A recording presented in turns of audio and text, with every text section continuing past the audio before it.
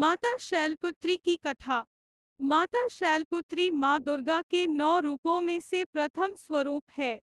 उनका नाम शैलपुत्री इसीलिए पड़ा क्योंकि वे पर्वतराज हिमालय की पुत्री थी।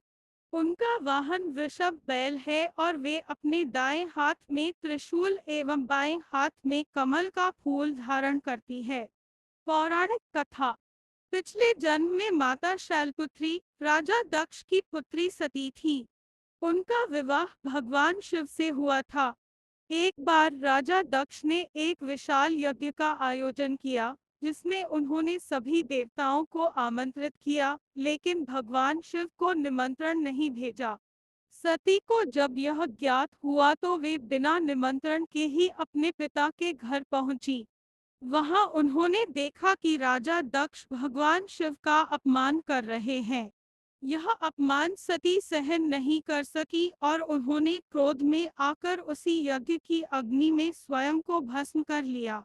भगवान शिव को जब इस घटना का पता चला तो उन्होंने क्रोधित होकर अपने गण वीरभद्र को भेजकर दक्ष के यज्ञ को नष्ट कर दिया। सती ने अगले जन्म में पर्वतराज हिमालय के घर जन्म लिया और इस बार वे शैलपुत्री कहलाई। इसी जन्म में उन्होंने कठोर तपस्या कर पुनः भगवान शिव को अपने पति रूप में प्राप्त किया। मां शैलपुत्री की पूजा का महत्व। नवरात्रि के पहले दिन माता शैलपुत्री की पूजा की जाती है।